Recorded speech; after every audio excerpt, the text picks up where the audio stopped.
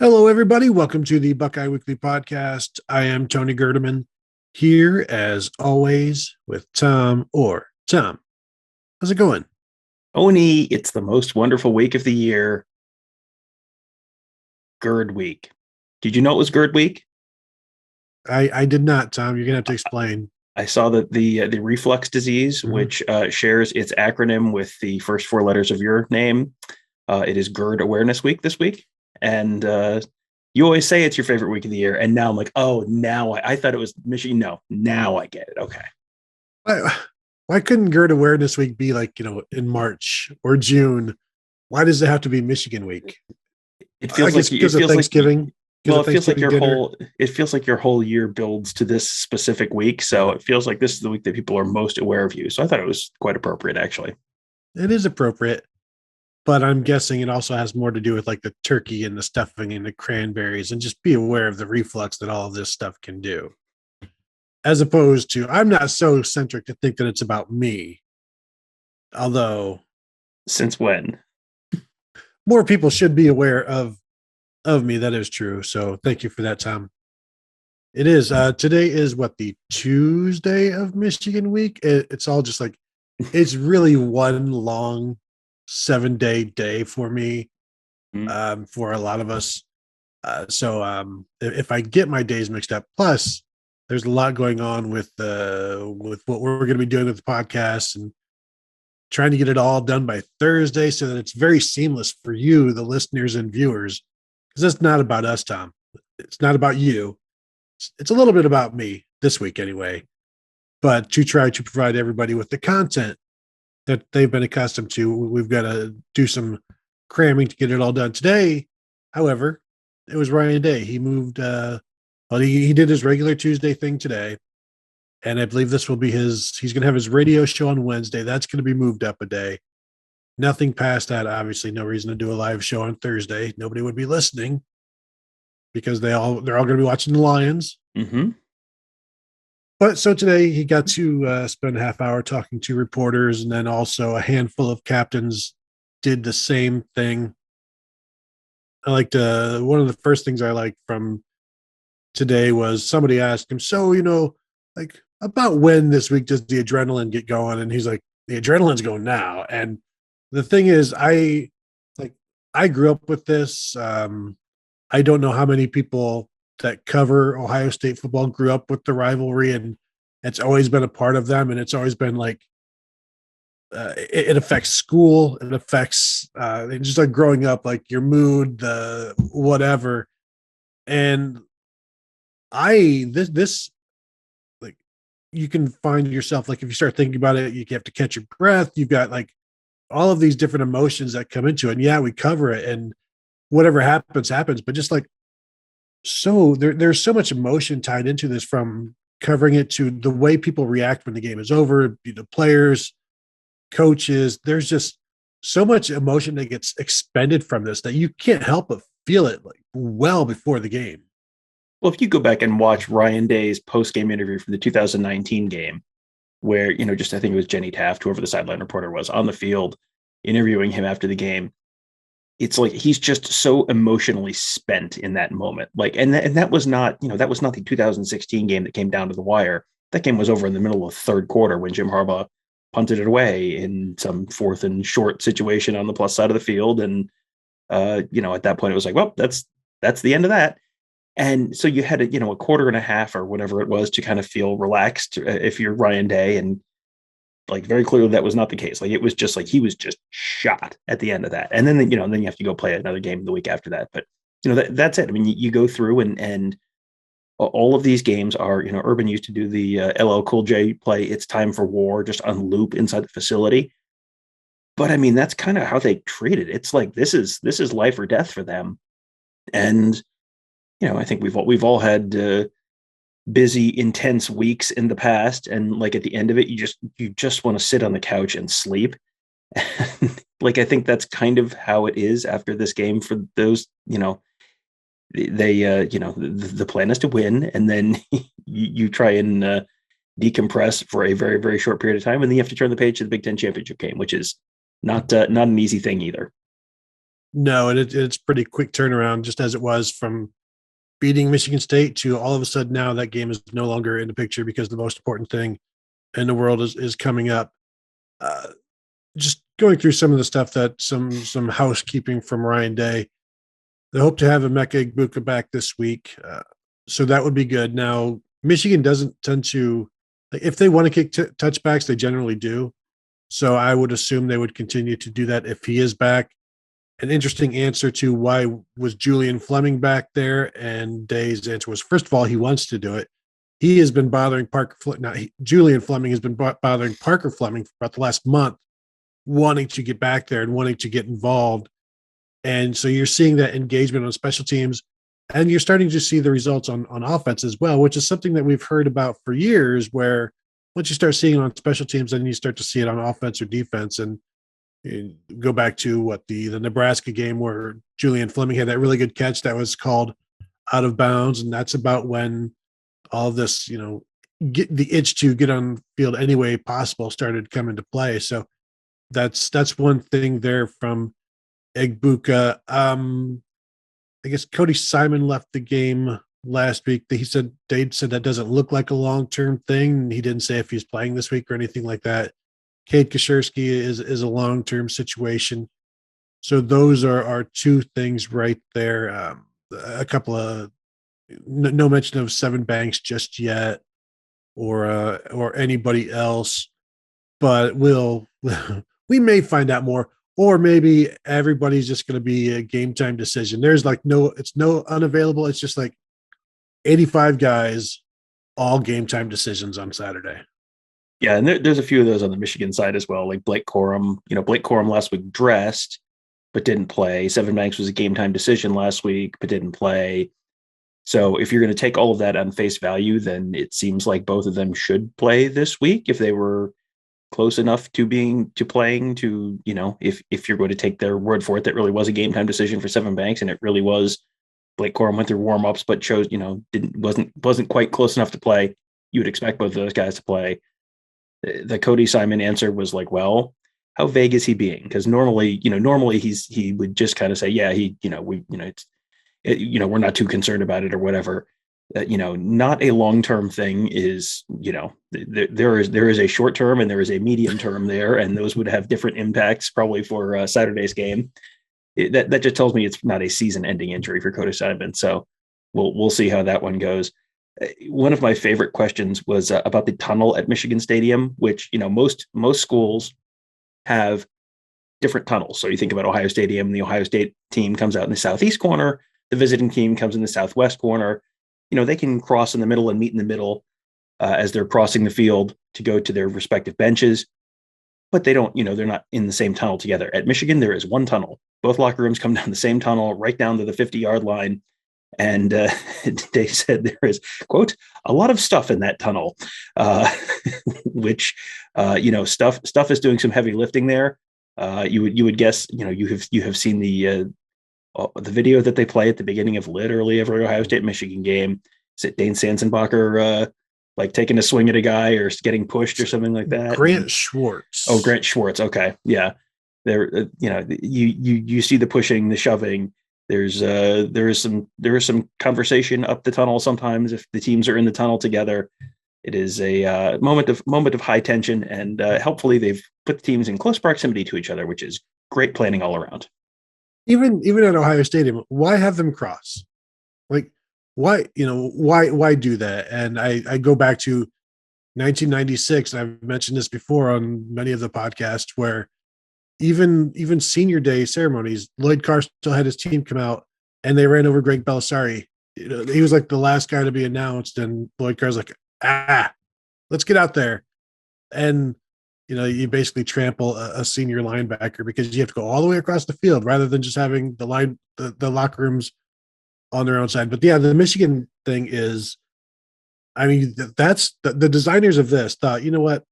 Because the Michigan Stadium was built back in 1814. So like, this is, football is a friendly game between gentlemen, and there's no reason to, separate people because, it's played by high class people who are just here for debate or whatever. And it's like, no, this is football. They should not be together like this. And Day said coaches get into it, players get into it, coaches and players get into it.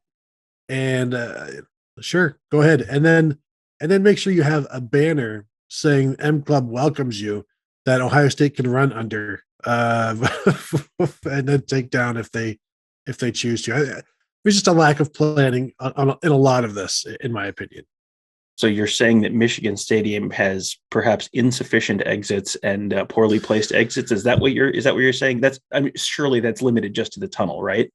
Man, that's a good point, Tom. That's if you've never been, and I haven't. I sat in the stands once in 1995, and like once you're in, that's it. You're in. This thing only moves one way, and if you want to leave, you got to go like 40 rows back up, and I think there's maybe 2 exits back then. I don't know. Just it's not claustrophobic because it's very big and spread out, and I mean nothing that big is claustrophobic, especially when you can see trees over the top of like the stadium, and it's like, you get. It's not that intimidating, but you're right, Tom. There could be more egresses. Is this up to code? Really? Are we sure? It must be because they just did a big revamp, so I would assume it must be up to code. But yeah, Finally. it's if you were sitting down in row 2, as I was in the end zone right where Charles Woodson scored a touchdown in 1997, and a whole bunch of Michigan fans are about to storm the field because they're about to win a half of a national championship for the first time since 1948, I think. It takes a while to get up to row 50 or whatever it is from row 2 when the tide is coming in towards the field. That it does take a minute to get out of there. Yeah, and I think I was row 2 in 95 on the end zone, like right up against the brick wall, and there's just you're stuck there until it's your time to leave. It's like deplaning. You're de-stadiuming, and you are the last people out. But then when you do get out there, there's plenty of people still waiting outside to give you crap for for wearing some red or what have you. But it's all a good time. If you're thinking about going, do it, enjoy it, have an experience, something you can tell your kids, or even take your kids. Just keep track of them. The Day was asked about his first memory of the game, and he was like, it was the 2017 game when even before it started, he was told, "Hey, JT Barrett had to get a shot in his knee, and he may not be able to play." It's like, and from that point on, they're like scrambling, and he did get to play, and obviously we all know what happened. But just imagine you're the play caller, and you've got this great plan, and hey, JT Barrett just got glued by somebody, and we don't know if he's going to play, but don't worry, Dwayne Haskins, I'm sure, will be fine if he has to come in. And you're like, I left San Francisco for this. Like, really, I did this. And yeah. The funny thing is that normally it's like, well, the quarterback's injured, so maybe he's going to be a game time decision or something. So and this was just like JT Barrett was fine. JT Barrett was completely fine coming out of the locker room that day, and then got whacked on the knee by a cameraman or something. And I don't know if I've ever heard the results of Urban Meyer's in-depth investigation, his blue ribbon panel that was investigating that. But sorry, Scarlet Ribbon panel. Sorry, trying to delete it. It was just, you have the whole game plan, and it's an Urban Meyer game. So guess what the game plan with JT Barrett is? Probably running QB power 57 times. You remember what a great runner Dwayne Haskins was with the football. So I'm sure that was a moment of just sheer terror for Ryan Day. Like, oh Lord, oh no, what did I do? What did I get myself into? Unfortunately, they didn't have any other good quarterbacks on the roster that year, so went with Dwayne Haskins, and it worked out okay. So, well, it certainly worked out better than Rashawn Gary thought it was going to work out when he saw what happened. So this is a new defense under Michigan, under new defensive coordinator Mike Macdonald. Day was asked about, is it really that different with Macdonald rather than Don Brown? And Day said it's significantly different. They do more NFL stuff, whereas Don Brown did more college style of defense. And you could hear the sadness in Ryan Day's voice when talking about Don Brown. Very close friend, mentor. They've worked together. But also, he kind of knows the combination to Don Brown's locker in a sense, and like, oh no, you're going to play man. Oh no, please don't. And then here come all of the crossing routes for big gains, and then wide open guys down the field after some confusion. This, however, I think is going to be something that we will continue to talk about. But how does CJ Stroud handle seeing this different type of offense with you never know how many guys are going to be on the line. You never know who's going to be standing, who's going to be sitting, what kind of attacks they're going to be. So the preparation this week is going to be huge. And that's, I think we may know right away, like exactly how well prepared the Buckeyes are. I expect them to be well prepared, but did they do the right preparation, and how does CJ handle it? Are you, and we'll talk about it, but like, are you expecting him to have a little bit of a slow start just from everything that this game is, because we've seen him do that? Or are you expecting the way it's been the last 2 weeks? I think I'm expecting a little bit of a slow start, because I think you're going to, your nerves are going to kind of naturally be there. It feels like I would expect them to come out and be a little antsy to start with, and then you get into a groove and then you're fine. But as long as he's kept relatively clean, I think they'll be fine. If he comes out and gets antsy, or if Aiden Hutchinson gets to him the first drive, like that could be something that gets in his head a little bit, and that's understandable. This is the first time playing in this kind of game, and this is a Ohio State team, and this is not unique to Ohio State, because without playing last year, this is probably more similar to what Michigan has as well. But there's one player on Ohio State's team who has started in the Michigan game before. It's Thayer Munford. That's it. That is wild. This is something that they talk about in recruiting, and they talk about it every day, and there's signs about it, and there's periods of practice about it, and the players know it's a big deal. But still, you can have watched the game on TV, but then until the first time you actually show up to an Ohio State Michigan game, even just sitting in the stands, it's like, oh, this is different. This is pretty intense. It's kind of the same thing, I think, for the players, only more so, where it's, yes, they've played lots of games this year. Yes, they've played in big games this year. They haven't played this game yet. There's a reason this is the game they talk about all year round. So there is a certain amount of uncertainty, but it feels like if Ohio State gets off to a slow start, that's not necessarily cause to panic. If Ohio State gets off to a good start, if Ohio State goes right down the field and scores, maybe gets a 3-and-out from Michigan, goes right down the field and scores again. If it's 14-0 Ohio State, that's when it's like, oh, the roof might be just about to fall in on Michigan. Just like it would not be crazy for Ohio State to get a little antsy with some first-time starters going on the road and first time in this kind of situation. If Michigan falls behind, the Michigan players are well aware of what's happened the last couple of times these two teams have played.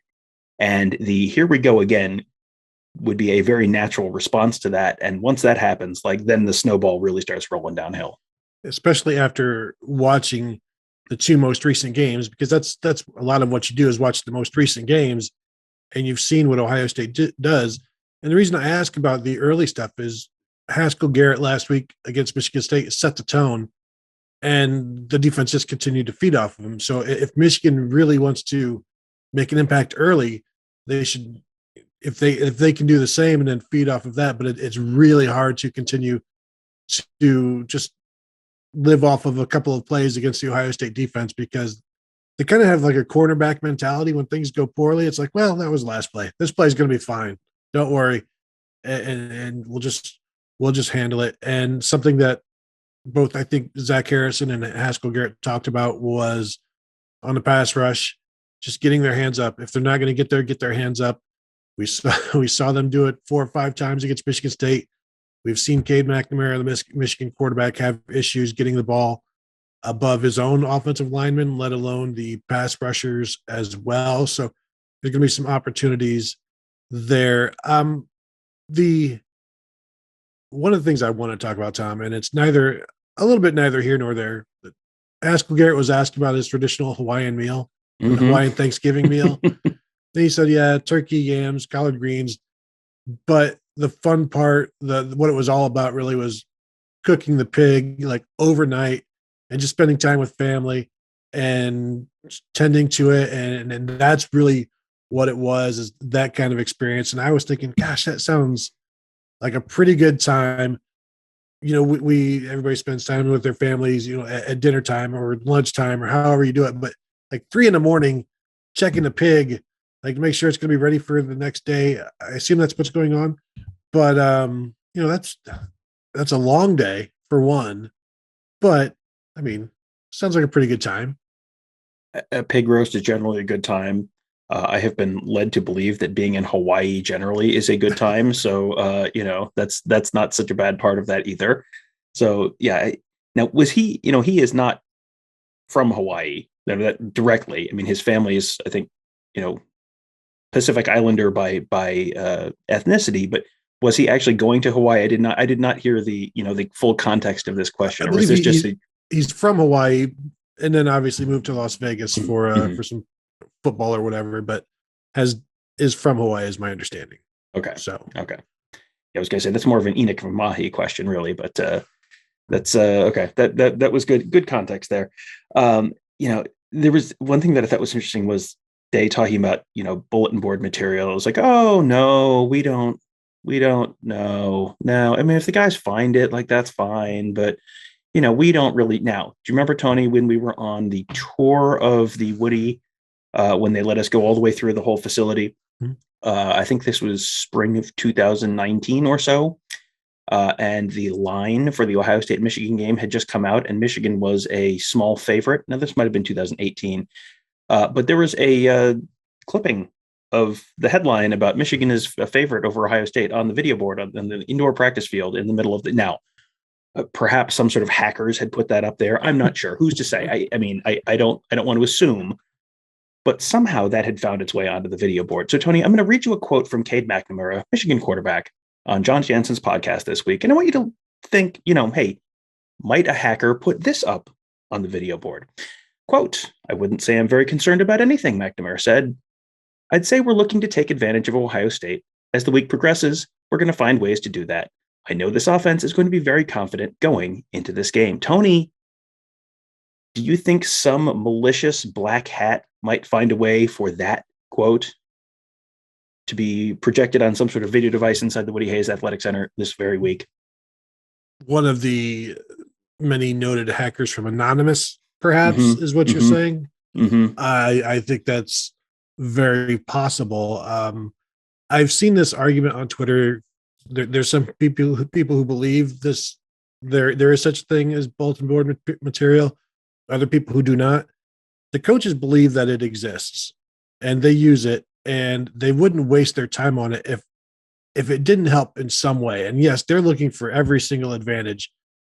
And the usage of this, the Cade McNamara stuff, and I don't think this is the purest, I don't know, the softest type of trash talk we've seen in this series in some time. It's not even trash talk. It's, I like our team. It's basically what he's saying. I like our offense. And it's like, what did you just say?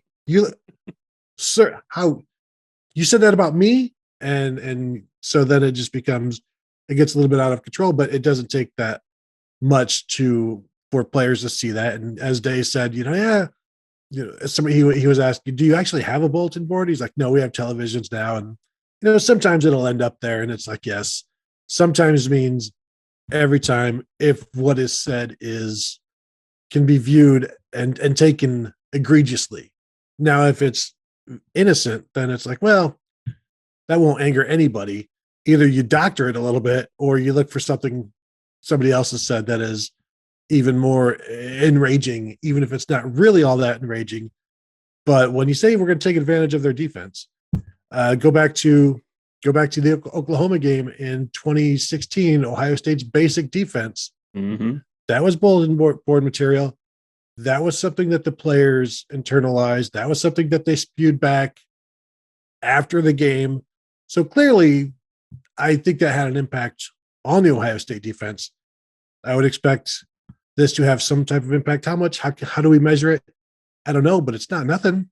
Well, and you look at some of the coaches who are big believers in bulletin board material. Urban Meyer is such a big believer that he made up bulletin board material. He just made up fake quotes from Kirk Herbstreit before, I think it was before the national championship game against Ohio State when he was at Florida. So, if you can't come up with actual bulletin board material, just make it up because it's that important. And Urban Meyer obviously was famously pretty into psychology and all of that.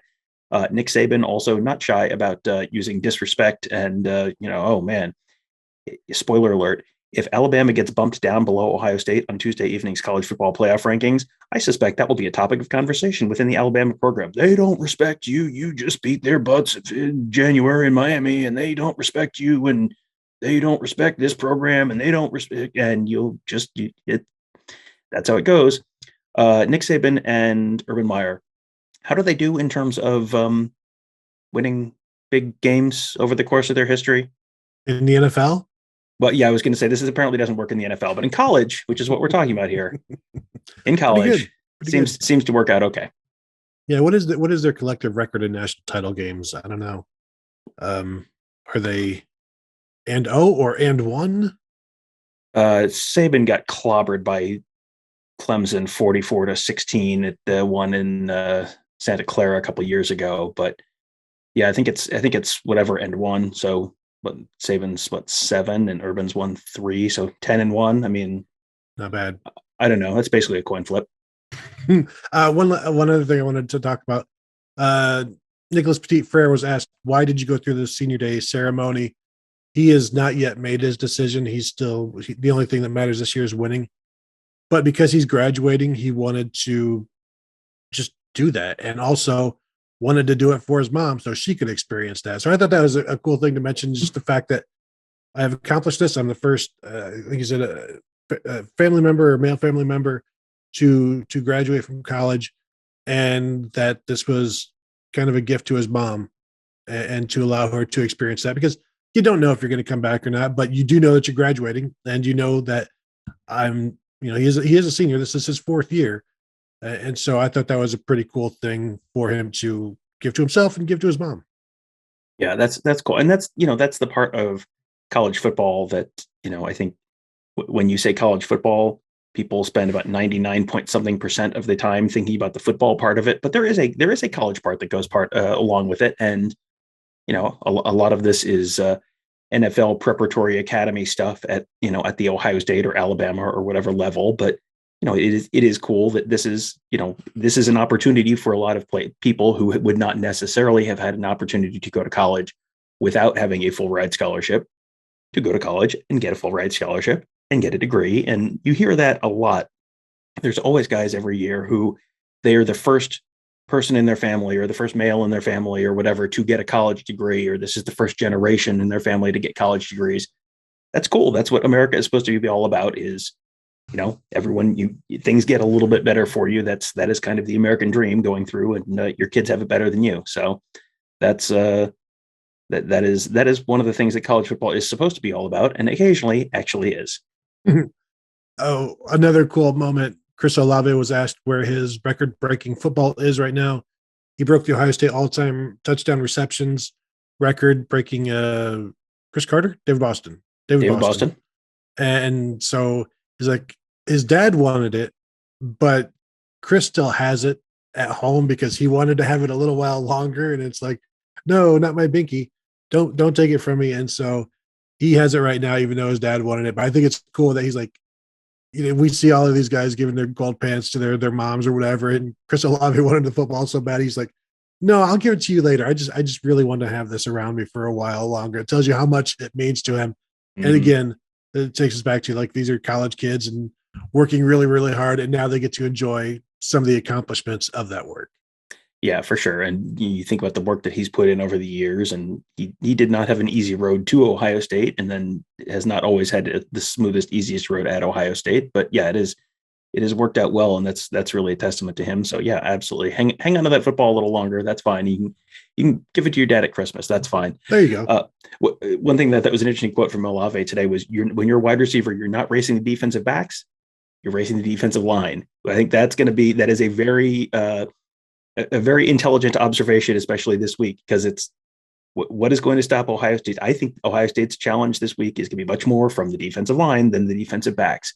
If Olave can get open before the defensive line can get to Stroud, that is probably going to be a bad day for Michigan, because Chris Olave is arguably a Biletnikoff Award caliber wide receiver, as is Garrett Wilson, as is Jackson Smith and Jigba. Hey, Tony, how many of them are Biletnikoff Award finalists this year? Exactly. I believe it is none of the three are Ohio State Buckeyes. He was asked about that. He's not surprised that they don't have any finalists. He was a semifinalist himself, but Ohio State spreads the ball around. They're not looking for personal awards. They want the team awards. He did say he was proud of Jameson Williams. I can't do anything but root for him. But then he's like, but I do feel we all should have been on it. Like, there's only three finalists. It should have been us. It was essentially what he was saying without actually saying it. So if Ohio State plays Alabama, do you think that might come up? That I'm not sure Nick Saban's the only one who uses the bulletin board material. I'm just not that there would be any other stories to watch if that game happens, but that might be an interesting story to watch if that game happens. That's assuming Alabama could get by Notre Dame in the semifinals, Tom. Anyway. All right, that will do. Anything else before we go? We've got a bunch of other shows coming for you guys, but I think that one pretty much wraps it up. Am I wrong? No, I'm not. I'm not going to top that as the last line. So nope, we're done here. All right. Thank you all for tuning in. And like I said, we've got some listener questions from Michigan coming up. Listener question shows, all of our regular shows, and some extra stuff for you. That way, you're doing some driving. Go ahead and pop the podcast in. Give us a listen. Do not watch it while you're driving. Only listen unless you're not driving. But that will do it for today's show. I want to thank you all for tuning in, and we will talk to you guys later.